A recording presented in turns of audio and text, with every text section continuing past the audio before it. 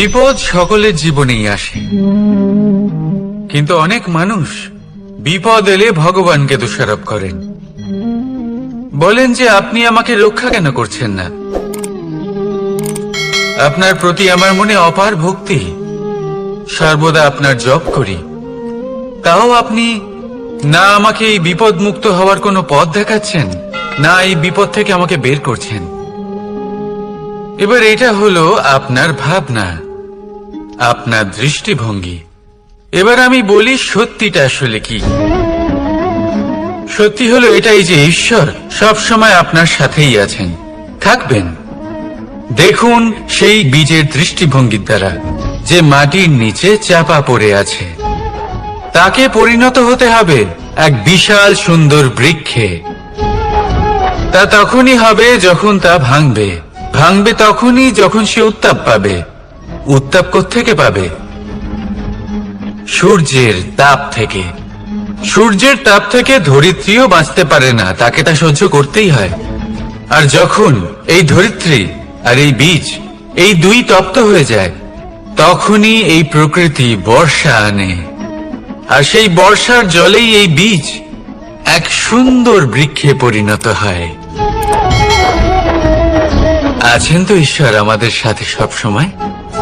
সেইভাবেই আপনার জীবনে যদি কোনো বিপদ আসে, কোনো সংকট আসে, তার মানে এটা নয় যে আপনারই কোনো পাপের শাস্তি আপনি পাচ্ছেন।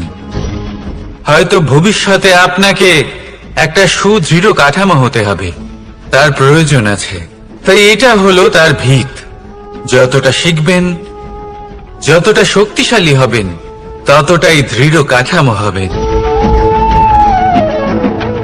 নিশ্চয়ই দেখেছেন, অলংকার বানাবার পূর্বে সোনাকেও অনেক রকম পরীক্ষা দিতে হয়, আগুনে তপ্ত হতে হয়।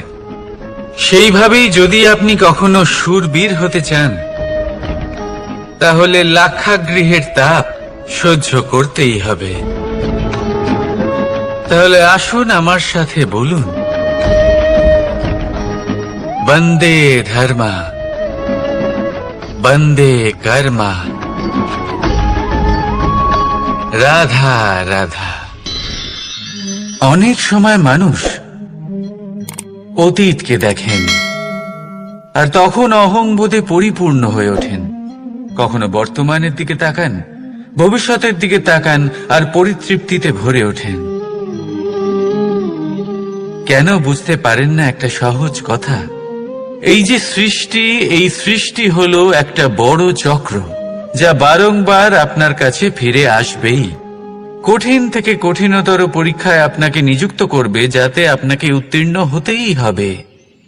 যা কাল ছিল তা আজ নেই, এটা সবাই জানেন। যা আজ আছে তা হয়তো কাল থাকবে না, এটাও আপনাকে মেনে নিতে হবে, তাও আবার হাসি মুখে। শান্ত থাকতে শিখুন আর কখনোই মনের মধ্যে অহংকার উৎপন্ন হতে দেবেন না। হতে শিখুন সেই হিমবাহের মতো। হয়তো এই জন্যই এত শীতল থাকে, কারণ ও জানে গতকালও জল রূপে ছিল, আজ বরফ রূপে হয়তো আছে, কিন্তু কাল পুনরায় সে জলেই পরিণত হবে। নিজেকে শান্ত রাখুন। হয়তো আজ আপনি সাফল্যের শিখরে আছেন, হয়তো বা নেই। আপনাকে প্রত্যেক দিন অবশ্যই দেখতে হবে।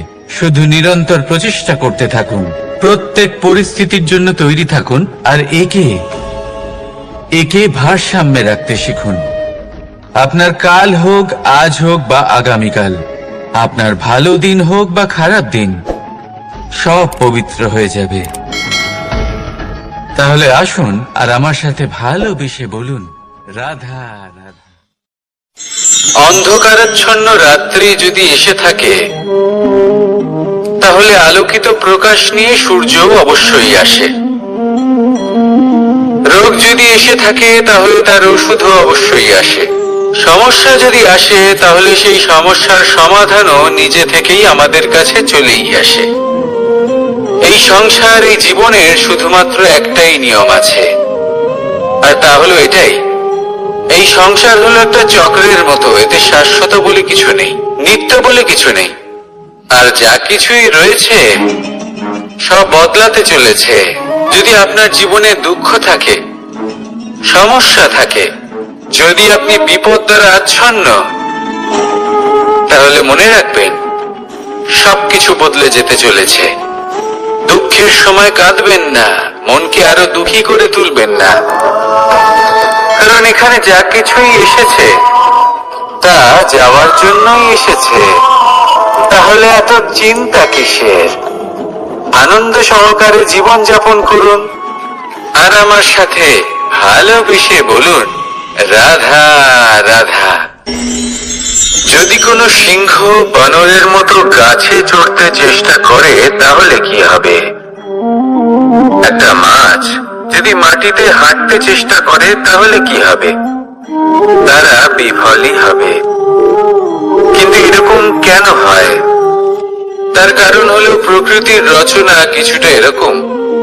এখানে প্রত্যেকটি ব্যক্তিকে, প্রত্যেকটি প্রাণীকে আলাদা আলাদা গুণের অধিকারী করা হয়েছে এবং সকলকে একটা সীমাও প্রদান করা হয়েছে। এবার এই যে বৃক্ষ, পশু, পাখি, এদের মধ্যে সেই ক্ষমতাই নেই যে এরা নিজেদের যাচাই করতে পারবে, নিজেদের সীমাগুলো বুঝতে পারবে, নিজেদের সদ্গুণগুলো চিনতে পারবে। এরা সেটা করতে পারবে না। কিন্তু মানুষ তো আলাদা। মানুষের কাছে সেই বিশেষ শক্তি আছে যে তারা পূর্ণরূপে নিজেদের যাচাই করতে পারবে, নিজেকে পূর্ণরূপে বুঝতে পারবে, নিজের দোষ, নিজের অপগুণ, নিজের সদ্গুণ, নিজেদের সীমাগুলো তারা বুঝতে পারবে। আর এটা অত্যন্ত গুরুত্বপূর্ণ। কথায় আছে যে যদি সাফল্য লাভ করতে হয় তাহলে নিজেকে যাচাই করে নিতে হবে। তাই নিজেকে যাচাই করুন, নিজের সাথে পরিচিত হয়ে যান এবং জীবনে কর্ম করতে থাকুন। সাফল্যের শিখরে অবশ্যই পৌঁছে যাবেন। আর ওখানে যদি যান তাহলে এই মন প্রসন্ন হয়ে অবশ্যই বলবে রাধা রাধা। বনের মধ্যে যদি আপনি কোনো বিষাক্ত সাপ দেখেন তাহলে কি করবেন? আপনি তখনই তার থেকে দূরে পালাতে চেষ্টা করবেন। আর এটা কেন করবেন? নিজের রক্ষার্থে। এই কথা আমি নয় মেনে নিলাম, কিন্তু নিজের জীবনে এটা করেন না কেন? আপনি যেখানেই যান, যে স্থানেই যান না কেন, প্রত্যেক সময়, প্রত্যেক মুহূর্তে এমন বিষাক্ত সাপ আপনি অবশ্যই খুঁজে পাবেন। আর সেই সাপ নয় যাদের আপনি বনে খুঁজে পাবেন, এরা হলো সেই সাপ যা আপনাকে পাপ করতে বাধ্য করবে। আপনার অন্তরের বাসনা, ক্রোধ, অহংকার, লোভ, ঈর্ষা, এদের বৃদ্ধি ঘটাবে। দেখুন, বনের এই সাপ আপনাকে একবার ছেড়ে দিতেও পারে, ছবল নাও মারতে পারে, কিন্তু এই যে পাপরূপী সাপ আছে তা অবশ্যই ছবল মারবে। কর্ম যদি করেন তাহলে অবশ্যই ফল পাবেন।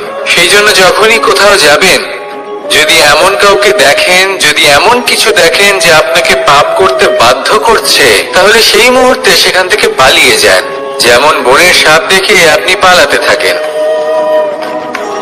সৎকর্মের রক্ষা অত্যন্ত আবশ্যক।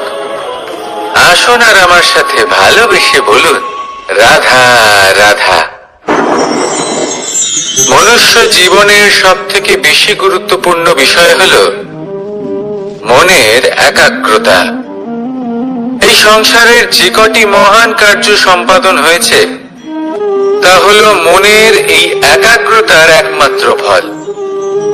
আপনি অবশ্যই দেখে থাকবেন, অনেক ছোট বড় নদী যা বয়ে চলে তাদের সামনে একটা বাঁধ নির্মাণ করা হয় সেই সব নদীর জল সঞ্চয় করতে।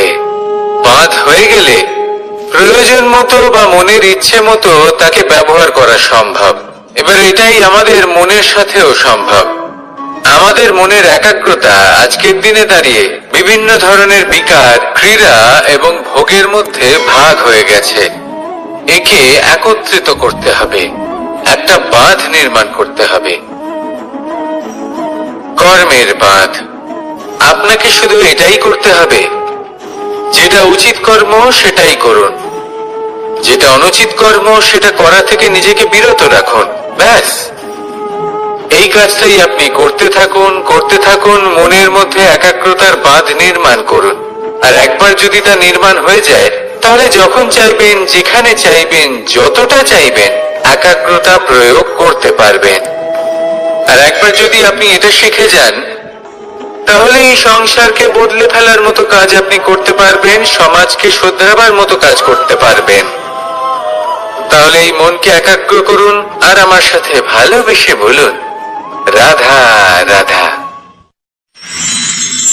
আমরা সবাই ফল খাই, কিন্তু আমাদের সেই ফলই প্রিয় হয় যে পরিপক্ক হয়ে ওঠে, যেটা নম্র হয়, আর যে ফল অনেক বেশি মিষ্টি আর সুস্বাদু হয়ে থাকে, যাদের রঙে বাহার দেখা যায়।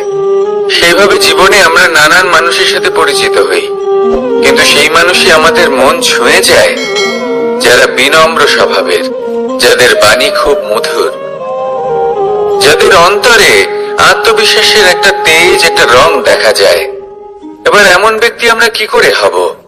ঠিক সেইভাবেই যেমন একটা ফল রোদ, বর্ষা, শীত, বায়ু, এই সকল সংকটময় পরিস্থিতির সম্মুখীন হয়ে পরিপক্ক হয়ে ওঠে, সেইভাবেই মানুষ সংকটময় পরিস্থিতির সম্মুখীন হয়ে পরিপক্ক হয়ে ওঠেন। যদি এই সংকটের সম্মুখীন হন, তাহলে অভিজ্ঞ হবেন, আর এই অভিজ্ঞতাই শিক্ষা দিয়ে যাবে। এই অভিজ্ঞতা আমাদের শিখিয়ে দেয় যে আমাদের বিনম্র থাকতে হবে। অহংকার করে কোনো লাভ নেই। মধুর বাণীর যে কি মূল্য তা আমরা শিখতে পারি। এই অভিজ্ঞতাই আমাদের বুঝিয়ে দেয় যে উচিত অনুচিত কোনটা, আমাদের দৃষ্টিভঙ্গি তৈরি করে, আর এই দৃষ্টিভঙ্গি দ্বারা আত্মবিশ্বাস জাগ্রত হয়। সেই জন্য জীবনে কখনো বিপদ থেকে দূরে পালাবেন না, সেগুলোর সম্মুখীন হন, অভিজ্ঞতা লাভ করুন, তার থেকে শিক্ষা লাভ করুন, এইভাবেই পরিপক্ক হবেন। আসুন আমার সাথে ভালোবেসে বলুন, রাধা রাধা। ধন সঞ্চয় করা সম্ভব, আর সেই জন্য ধন সব থেকে বেশি মূল্যবান সম্পত্তি নয়। এবার আপনি বলবেন, এ আমি কি বলছি?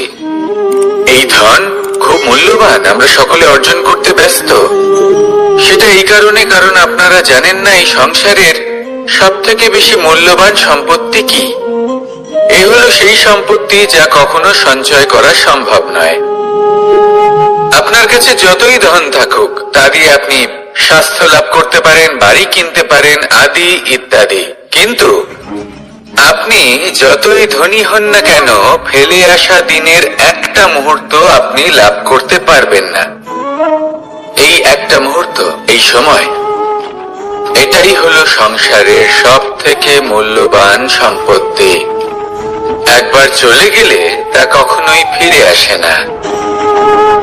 আর এই মুহূর্ত যতই চলে যাক না কেন, আমরা স্মৃতির মাধ্যমে সেগুলি যাপন করতে পারি, তার আনন্দ উপভোগ করতে পারি। আর যার সাথে আমরা সময় অতিবাহিত করেছি, তার স্মৃতিতে আমরা চিরকাল জীবিত থাকতে পারি। সেই জন্য সময় সব থেকে মূল্যবান সম্পত্তি, তাকে এইভাবে নষ্ট করবেন না।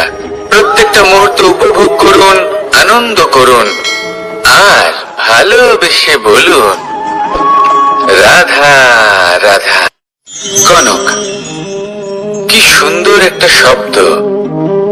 এর অনেকগুলো রূপ রয়েছে, অনেকগুলো অর্থ রয়েছে। প্রথম অর্থ হল স্বর্ণ, অর্থাৎ সম্পত্তি। দ্বিতীয় অর্থ ধুতুরা,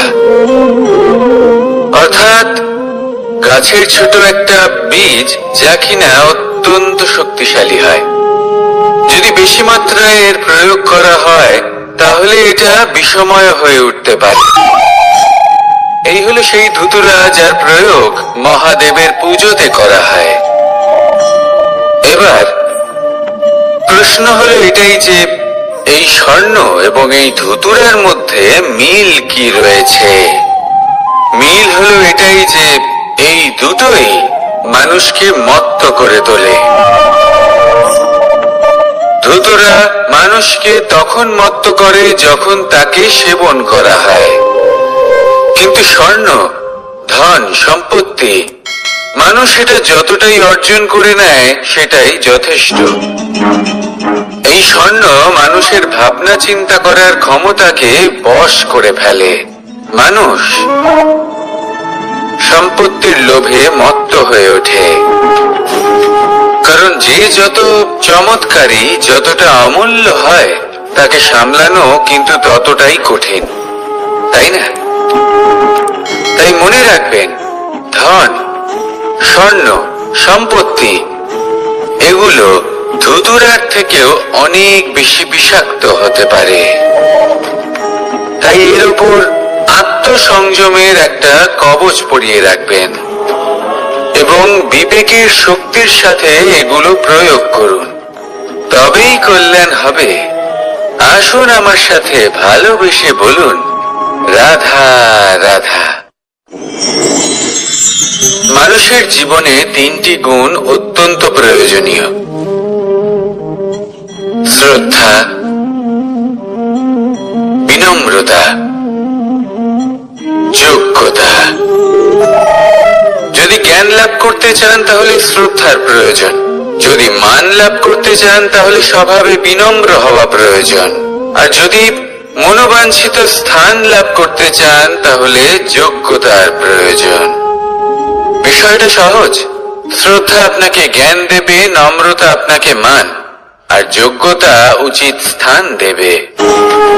কিন্তু যদি আপনি এই 3টি গুণ সম্মিলিত করেন তাহলে এমন কিছু লাভ করবেন যা এই সব কিছুর থেকে অনেক ঊর্ধ্বে: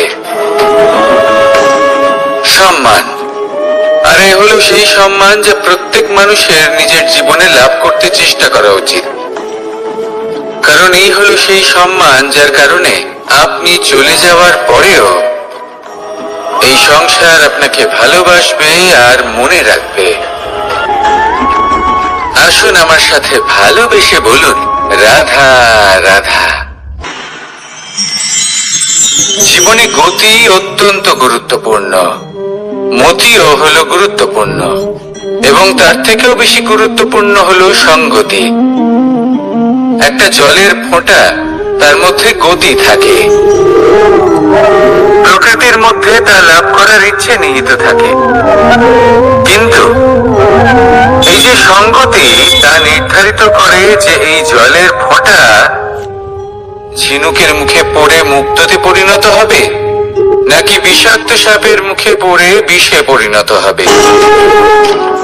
এবার দেখুন, এই জঞ্জাল স্বর্ণকারের দোকানের সামনেও থাকে এবং জঞ্জাল একজন ব্যবসাদারের দোকানেও থাকে, কিন্তু জঞ্জাল যা স্বর্ণকারের দোকানে থাকে তা ব্যবসাদারের দোকানের জঞ্জালের থেকে অনেক বেশি মূল্যবান, কারণ তার মধ্যে সোনার কণার সঙ্গতি থাকে।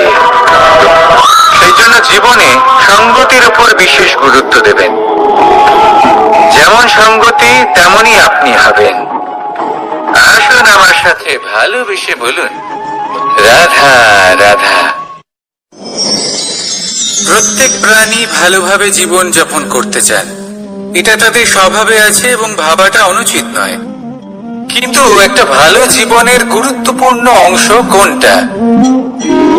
বসবাসের স্থান, সেই স্থান যেখানে আমরা জীবন অতিবাহিত করি। এবার মানুষ ভাবতে পারেন যে একটা ভালো বাসস্থানের অর্থ কি? সেই স্থান যেখানে সহজে জল পাওয়া যায়, যেখানে শুদ্ধ বায়ু পাওয়া যায়, যেখানে আনাজ উৎপন্ন হয়। এটা জীবনযাপনের জন্য পর্যাপ্ত বটে, কিন্তু ভালো জীবন যাপনের জন্য আরো একটা কথা আপনাকে বুঝতে হবে। সাধু, জ্ঞানী, পণ্ডিত ব্যক্তি, এই সকল মহাপুরুষ, এনাদের যে বাসস্থান তা অত্যন্ত বিশেষ হয়। এখানে এক ধরনের বিশেষ ইতিবাচক শক্তি থাকে, এমন একটা স্থান যেখানে দেবতারাও বিচরণ করেন। জীবন আমরা সবাই যাপন করি, কিন্তু জীবনের উদ্দেশ্য শুধুমাত্র জীবন যাপন করা নয়। জীবনের উদ্দেশ্য হলো মুক্তি লাভ করা। আর এই সকল সাধু, জ্ঞানী, পণ্ডিত ব্যক্তি, এই সকল মহাপুরুষ আপনাকে মুক্তির পথে নিয়ে যেতে পারেন। কারণ এরা হলেন সেই মহাপুরুষ যারা নিজেদের অন্তরের বিকার, অহংকার, ক্রোধ, বিদ্বেষ এই সকল দোষগুলিকে ত্যাগ করেছেন, এদের উপর বিজয় লাভ করেছেন। এমনই একজন ব্যক্তি আপনাকে মুক্তির পথে নিয়ে যেতে পারে। প্রয়োজন হলো শুধুই এনাদের চিনতে পারা, এদের কথা বুঝতে পারা এবং এদের দেখানো পথে চলা। যদি আপনি এটা করতে পারেন, তাহলে এই মন প্রফুল্ল হয়ে বলবে, রাধা রাধা। আমি এখানে একা এই বনে বসে আছি, বাঁশি বাজাচ্ছি। কার জন্য? কে আছেন এখানে? কেউ নেই। আমার প্রজা, আমার রাজ্য, আমার পরিবার আমার থেকে অনেক দূরে আছেন। আমি এখানে একা এই বনে বসে এই আকাশের এই রঙের, গাছের এই সব ফলের, মাটির সুবাসের আনন্দ উপভোগ করছি। কেন? আমি হলাম দ্বারকাধীশ। এমন কি রাজকীয় বা ভৌতিক সুখ রয়েছে যে আমি ওখানে পেতে পারি না? সবকিছুই পেতে পারি, তাও এখানে বনে একা বসে আছি। কোন সুখ খুঁজে চলেছি? একা থাকার সুখ। আমরা প্রত্যেকদিন অনেক মানুষের সাথে, চিন্তাধারার সাথে, কর্মের সাথে, পরিস্থিতির সাথে, সুখ দুঃখের দ্বারা বেষ্টিত থাকি। জীবনের এই চক্রে আমরা জড়িয়ে পড়তে থাকি। যতই আমরা এই সমস্যার সমাধান করি, আমরা ততই এতে জড়িয়ে পড়ি। আমরা এতটাই জড়িয়ে পড়ি যে যখন আমরা আয়নায় নিজেদের দেখি, তখন আমরা নিজেদের চিনতেই পারি না। এমন মনে হয় যেন আমরা নিজেদের হারিয়ে ফেলেছি।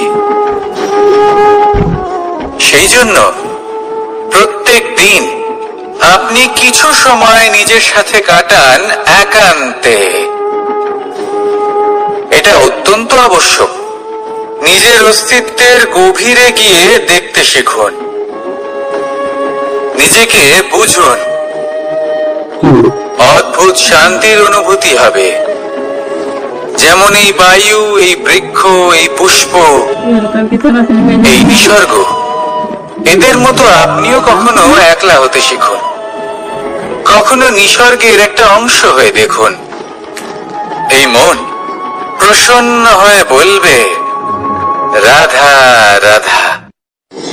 ওমাই কি, আমি কখন থেকে এখানে অপেক্ষা করছি, হাত পেতে দাঁড়িয়ে রয়েছি যাতে একটা ফল আমার হাতে এসে পড়ে এবং সেটা আমি খেতে পারি। কখন থেকে অপেক্ষা করছি, কিন্তু সেটা হচ্ছেই না।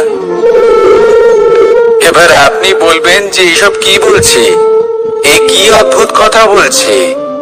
যদি ফল খেতে হয় তাহলে আমাকে বৃক্ষে চড়তে হবে, ফলের কাছে পৌঁছতে হবে, তবেই তো ফল পাবো। এবারে এটা অত্যন্ত সহজ ব্যাপার, কিন্তু এই বিষয়টা আপনি নিজের জীবনের প্রসঙ্গে ভেবে দেখুন। লক্ষ্য কোথায় আছে আপনি জানেন, সেই লক্ষ্যে পৌঁছানোর পথ কি সেটাও আপনি জানেন, সেই পথে চলার ক্ষমতাও আপনার রয়েছে, কিন্তু তাও আপনি নিজের লক্ষ্য লাভ করতে পারছেন না। কেন? কারণ আপনি অপেক্ষা করছেন যে লক্ষ্য আপনার সামনে চলে আসবে, কিন্তু তা হয় না। লক্ষ্য সে যাই হোক না কেন, ধন হোক, প্রেম হোক, কোনো সম্মান হোক বা মোক্ষ হোক, যদি আপনি তার দিকে অগ্রসর না হন, তাহলে ফল প্রাপ্তি অসম্ভব ব্যাপার, তা কোনোদিনই হবে না। সেই জন্য আপনার চোখের সামনে আপনি যদি নিজের লক্ষ্যকে দেখতে পান, তাহলে উঠুন এবং সেই দিকে অগ্রসর হতে শুরু করুন। নিজের অন্তরের সকল অশুভ গুণ দূর করুন, অলসতা ত্যাগ করুন, অজ্ঞানতা ত্যাগ করে দিন এবং চলতে থাকুন। অবশ্যই মনোবাঞ্ছিত ফল লাভ করতে পারবেন। মনে রাখবেন, চলতে থাকলে তবেই লক্ষ্য প্রাপ্তি হবে। অপেক্ষার দ্বারা শুধুমাত্র মৃত্যু লাভ হবে। আসুন আমার সাথে ভালোবেসে বলুন, রাধা রাধা। আমি দ্বারকাধীশ এবং আমার সভাতে বিভিন্ন সময় বিভিন্ন ধরনের মানুষ আসেন, নিজেদের দাবি নিয়ে, নিজেদের ইচ্ছে নিয়ে। কখনো কেউ ভোজন চান, আবার কখনো কেউ ওষুধ। কখনো কেউ বস্তু চান, কেউ আবার চান বস্ত্র। কারোর জ্ঞান চাই, কারোর ধন চাই, আবার কারোর বাসস্থান। অনেক সময় আমি এই অনুরোধ, এই ইচ্ছে পূর্ণ করি না। এবার আপনি এটা ভাবতেই পারেন যে কৃষ্ণ তো তাহলে লোভী, ওর কাছে তো সবকিছুই রয়েছে, তারপরেও সে নিজের প্রজার ইচ্ছে পূর্ণ করে না, তাদের সমস্যাগুলি বুঝতে পারে না, তাদের সুখ স্বাচ্ছন্দ্য প্রদান করে না। আসল সত্য হলো এটাই যে কোনো সবল ব্যক্তি, যে কোনো গৃহস্থ ব্যক্তি যে কাজ করতে সক্ষম, তার পরিশ্রম দ্বারাই নিজের প্রয়োজনগুলি এবং ইচ্ছেগুলি পূরণ করা উচিত। এটা অত্যন্ত প্রয়োজনীয়। আর এগুলো তিনি করতে পারেন শিল্প, ব্যবসা, আচরণ অথবা জ্ঞানের ভিত্তিতে। এই পথে চলতে হবে, পরিশ্রম করতে হবে, তবেই সে কিছু অর্জন করতে পারবে।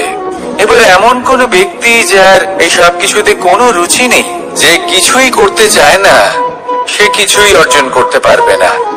এবার এরকম কোন ব্যক্তিকে যদি আমি কোনো বস্তু প্রদান করি, তাহলে কি হবে?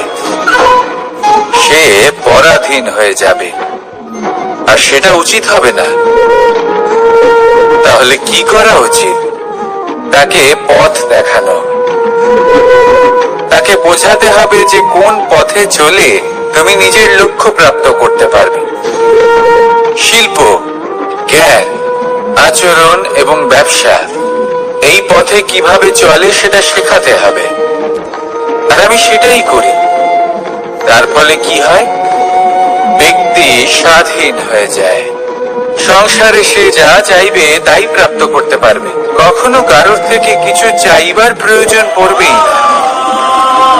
এই কথাটা সবসময় মনে রাখবেন। যখনই দান করবেন, তা ভাবনা চিন্তা করে এমন ভাবে দান করবেন যাতে সামনের ব্যক্তি স্বাধীন হতে পারেন, পরাধীন নয়। আসুন আমার সাথে ভালোবেসে বলুন, রাধা রাধা করতে শিখুন। পাণ্ডব, পাণ্ডবরা বন থেকে এসেছিলেন। ওনাদের কাছে না কোনো ধন ছিল, না কোনো সম্পদ, না বিদ্যা। নিজের পরিশ্রমের দ্বারা ওনারা বিদ্যা অর্জন করেছিলেন, আর তার দ্বারাই সম্পদ অর্জন করলেন আর ধনও অর্জন করলেন। এই পাণ্ডব ছিলেন অত্যন্ত কুশল এবং শক্তিশালী। যুধিষ্ঠির নিজের পরিশ্রম দ্বারা এমন জ্ঞান অর্জন করেছিলেন যে এই সংসার ওনাকে ধর্মরাজ যুধিষ্ঠির অভিহিত করেছিল। দেখতে গেলে পাণ্ডবদের কাছে সবকিছুই ছিল, কিন্তু যখন বিষয় এলো আরো ধন লাভ করার, তখন যুধিষ্ঠির, যিনি পাণ্ডবদের মধ্যে জ্যেষ্ঠ, তিনি সকল পাণ্ডবদের সাথে দ্যুতক্রীড়ায় অংশগ্রহণ করে ফেললেন। এর ফলে না শুধু ধনলক্ষ্মী, ধর্মলক্ষ্মী, বিবেক লক্ষ্মী কেউ হারালেন, আর শুধু তাই নয়, নিজের গৃহলক্ষ্মী দ্রৌপদীকেও হারিয়ে ফেললেন। এর কারণ কি? ভুলে গেলেন খুব সহজ একটা কথা, এই সংসারে সম্মান এবং সাফল্য দুটোই পরিশ্রমের দ্বারা লাভ করতে হয়। কিন্তু দ্রুতক্রীড়ার এই খেলা আমাদের ভাগ্যের উপর নির্ভরশীল। এই সংসারে দুটি পথ রয়েছে। একটা পথ যেখানে কর্ম এবং পরিশ্রমের দ্বারা আপনি নিজের পথ নিজেই রচনা করতে পারবেন, আর দ্বিতীয় পথ হলো যেখানে এই ভাগ্য এক মুহূর্তে আপনাকে শিখরেও পৌঁছে দিতে পারে, আবার ধূলিসাৎ করে দিতে পারে। আপনি কোন পথ বাছবেন, সেই চয়ন আপনারই। আসুন আর আমার সাথে ভালোবেসে বলুন, রাধা রাধা। কোন এক সময়ের ঘটনা এটা। মা এবং বাবা হাটে গিয়েছিলেন। তখন আমি আর দাদা গিয়েছিলাম গরু চড়াতে। আমরা বাড়ি ফিরে এলাম, আর মা সেই সময় একটা কাজ করতেন। যখনই হাটে যেতেন, দরজা তালা বন্ধ করে যেতেন। উনি খুব ভালো করে জানতেন যে যদি ওনার এই মাখন চোর সঠিক সময়ে পৌঁছে যায় তাহলে এক ফোঁটাও মাখন আর অবশিষ্ট থাকবে না। এবার ঘটনা কিছুটা এরকম হলো যে মা আর বাবা মাঝে মাঝে হাটে যেতেন, তাই মাঝে মাঝেই দরজা তালা বন্ধ করতে হতো। যখন মা আর বাবা ফিরে এলেন তখন বাবা ভুলে গিয়েছিলেন যে এই চাবির গোছা থেকে ঠিক কোন চাবিটা দরজার তালা খোলার জন্য উপযোগী। উনি চেষ্টা করতে শুরু করে দিলেন। একটার পর একটা চাবি দিয়ে উনি চেষ্টা করতে থাকলেন, কিন্তু সেই দরজার তালা তো খুলতেই চাইছিল না। ওনার মাথা থেকে ঘাম পড়তে শুরু করলো। তখন মা বললেন যে তালা ভেঙে দেওয়া যাক। মা চলে গেলেন আর বাবা বললেন না না দাঁড়াও, আর কিছু চাবি বাকি আছে, এটা হয়তো খুলতে পারবো। মা হাতুড়ি নিয়ে চলে এলেন সেই তালা ভাঙার জন্য, আর তখনই বাবা শেষ চাবিটা প্রয়োগ করলেন আর দরজার তালা খুলে গেল। যদি উনি চেষ্টা না করতেন তাহলে এই তালাটাও ভেঙে যেত আর চাবিটাও নষ্ট হয়ে যেত, ঠিক কিনা? এবার এই ঘটনাটা আমি দেখেছিলাম আর আমার মনে হলো যে কখনো কখনো এই চাবির গোছার মধ্যে থেকে শেষ চাবিটাও কিন্তু জীবনের দরজা খুলে দিতে পারে। সেজন্য আপনি যদি জীবনে সাফল্য লাভ করতে চেষ্টা করেন, নিজের লক্ষ্যে পৌঁছতে চান, তাহলে হার মানবেন না। হয়তো দেখবেন আপনার পরবর্তী প্রচেষ্টা বা এই অন্তিম প্রচেষ্টা আপনাকে সাফল্যের পথে নিয়ে গেল। তাই নিরন্তর প্রচেষ্টা করতে থাকুন, জীবনে সাফল্য লাভ করুন। যজ্ঞের আগুনকে শুভ বলে মনে করা হয় আর সেখানেই চিতার আগুনকে অশুভ মনে করা হয়। এমনটা কেন হয়? এখানে বিষয়টা হলো লক্ষ্য, বিচার এবং সঙ্গের। যখন আমরা যজ্ঞ করি তখন আমাদের লক্ষ্য কি হয়? পরিবেশকে আরো পবিত্র করে তোলা, ইতিবাচক করে তোলা। আমাদের লক্ষ্য শুভ হয়। তারপরে আসে বিচার। এই পরিস্থিতিতে সেই বিচার হলো অগ্নি। স্ফুলিঙ্গ থেকে তীব্র আকার ধারণ করে সমস্ত কাঠকে পুড়িয়ে দেয় এবং সুগন্ধ ছড়িয়ে দেয়। অর্থাৎ যদি আপনার লক্ষ্য শুভ হয় তাহলে তা নিজেই শুভ বিচারধারাকে আমন্ত্রণ জানায়। এই শুভ বিচার তখনই আসবে যখন আপনার সংকল্প শুভ হবে। অন্যদিকে হলো চিতার আগুন। এর লক্ষ্য কি? একটা দেহকে পরধামে পৌঁছে দেওয়া। সবার শেষে সবকিছু আপনার উপরে নির্ভরশীল যে আপনি কোনটা চয়ন করতে চান। আপনার লক্ষ্য যদি শুভ হয় তাহলে আপনার বিচার এবং সঙ্গতি আর তার পরিণাম সবই শুভ হবে। আসুন আর আমার সাথে ভালোবেসে বলুন রাধা রাধা। এই সংসারের প্রত্যেক বস্তুর, প্রত্যেক পরিস্থিতির, প্রত্যেক আবেগের দুটি দিক আছে। এর মধ্যে পার্থক্য করা সম্ভব শুধুমাত্র দৃষ্টিভঙ্গির দ্বারা। যদি কোনো ব্যক্তি পর্বত শিখরে দাঁড়িয়ে থাকেন তাহলে উনি এটাই দেখতে পাবেন যে এই জলের ধারা সমুদ্রের দিকে বয়ে চলেছে। আরেক ব্যক্তি যিনি সমুদ্রের কাছে দাঁড়িয়ে আছেন তার এটাই মনে হবে যে এই জলের ধারা সমুদ্রের দিকে আসছে। এখানে বিষয়টা হলো দৃষ্টিভঙ্গির, আর এটাই সময়ের সাথেও হয়ে থাকে। অনেক সময় মানুষ চিন্তিত হয়ে পড়েন, ত্রস্ত হয়ে পড়েন যে তার কাছে হয়তো খুব কম সময় আছে, তাতে তিনি অনেক কিছুই করতে পারবেন না, আর একটু সময় থাকলে খুব ভালো হতো। তিনি এভাবেও ভাবতে পারেন যে অল্প হলেও সময় বাকি তো রয়েছে, অর্থাৎ যা অবশিষ্ট আছে তাকে সংরক্ষণও করা সম্ভব, তাতে জীবন যাপনও করা সম্ভব। আর এটা নির্ভর করছে আপনার উপর। তাই দৃষ্টিভঙ্গি ইতিবাচক রাখুন। জীবনে দুই ধরনের আবেগ রয়েছে যার কোনো মূল্য নেই। আমার কথার অর্থ এটা নয় যে এদের কোনো গুরুত্ব নেই, গুরুত্ব যথেষ্টই রয়েছে, শুধু এদের জন্য আপনাকে কোনো অমূল্য দিতে হয় না। প্রথম আবেগ হলো আনন্দ, প্রসন্নতা। এটা আপনি যে যে কোনো জায়গায় খুঁজে পেতে পারেন যদি আপনি খুঁজে পেতে চান। আপনি কোনো পুষ্পের সৌন্দর্য দেখে প্রসন্ন হতে পারেন। বায়ুর কারণে যখন একটি বৃক্ষ শিহরিত হয় সেটা দেখে আপনি প্রসন্ন হতে পারেন। একটা ছোট্ট শিশুর কলরব শুনেও আপনি প্রসন্ন হতে পারেন। একটা ক্রন্দনরত বালককে হাসিয়ে আপনি প্রসন্ন হতে পারেন। সবকিছু আপনার উপর নির্ভরশীল। সেখানে আরেকটি আবেগ হলো দুশ্চিন্তা। মানুষ বড়ই দুশ্চিন্তা করতে থাকে। আজ আমি এই কাজ করেছি, সেই বিষয়ে চিন্তা।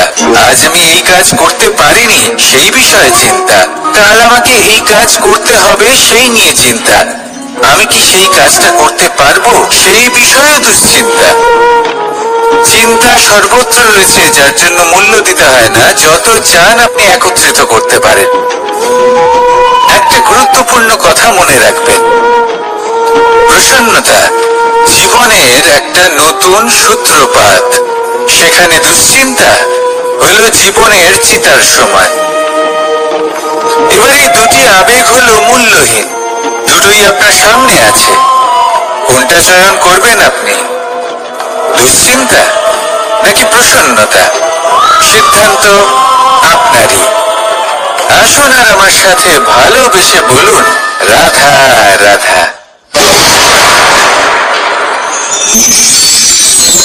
ধন, সম্পত্তি, এগুলো আসলে কি? এগুলো শুধু সেই মূল্য যার দ্বারা আমরা কোনো কিছু অর্জন করতে পারি। এবার এই ধনের দ্বারা এই সংসারে অনেক কিছু লাভ করা সম্ভব, কিন্তু সেই সব কিছুই শুধুমাত্র ভৌতিক বস্তুই হবে। ভৌতিক সামগ্রী, ভৌতিক সুবিধা। অর্থাৎ আপনার কাছে যতই ধন থাকুক, তা আপনাকে শান্তির ঘুম এনে দিতে পারবে না। আপনাকে জীবনের বাস্তব সুখের অনুভূতি লাভ করাতে পারবে না, কারণ এগুলো ভৌতিক ধন। এই ভৌতিক বস্তুই অর্জন করাতে সক্ষম। বাস্তবিক ধন কি? যদি এই প্রশ্ন আপনার মনে আসে, তাহলে তার উত্তর আমি আপনাকে দেব একটা উদাহরণের মাধ্যমে। কখনো আপনি শুনে থাকবেন যে একজন পিতা আজীবন অনিষ্ট করেন, অনর্থ করেন, খারাপ কাজ করেন শুধু ধন অর্জনের জন্য। তিনি ভাবেন যে আমি ধন অর্জন করব আর নিজের সন্তানকে একটা উজ্জ্বল ভবিষ্যৎ প্রদান করব, একটা সুখ স্বাচ্ছন্দ্যময় জীবন দান করব। এবার সন্তান যখন জন্ম লাভ করে, তখন সে ভাগ্যের জোরে সেই ধন ভোগ করে। যেরকম সে পায়, সেরকমই তার ব্যবহার সে করে। কখনো আপনি এটাও দেখে থাকবেন যে সেই সন্তান সমস্ত ধন নষ্ট করে ফেলে, আর সেই পিতা যিনি সমস্ত ধন সঞ্চয় করেছেন, যিনি সেই ধনের প্রভু, আজ সেই ধনের প্রহরী হয়ে রয়েছেন। এবার এরকম কেন হয়? এরকম তখনই হয় যখন সেই পিতা বুঝতেই পারেন না যে তার জীবনের আসল ধন কি। সেই আসল ধন তার সন্তানকে সে দিতেই পারে না। যদি পিতা তার সন্তানকে কর্মের জ্ঞান দিতে পারেন, উচিত কোনটা অনুচিত কোনটা সেই শিক্ষা দিতে পারেন, সংস্কারের প্রকৃত শিক্ষা দিতে পারেন, তবে সেটা ধনের থেকে অনেক বেশি গুরুত্বপূর্ণ। এটাই হলো জীবনের বাস্তব ধন। আপনি সেই কথা তো অবশ্যই শুনে থাকবেন, কুসন্তান হলে ধন সঞ্চয় করে কি হবে, সুসন্তান হলে ধন সঞ্চয় করে কি হবে। সন্তান যদি কুপুত্র হয় তাহলে সব নষ্ট করে ফেলবে, আর সন্তান যদি সুপুত্র হয় তাহলে ধন থাকুক না থাকুক, সে নিজেই কর্মের পথে অগ্রসর হয়ে ধন অর্জন করবে আর নিজের জন্য এক উজ্জ্বল ভবিষ্যৎ গড়ে তুলবে। তাই সন্তানকে সম্পদ দেওয়ার আগে কর্মের জ্ঞান দান করুন, সুশিক্ষা দিন, কারণ এটাই হলো জীবনের প্রকৃত ধন। আসুন আর আমার সাথে ভালোবেসে বলুন,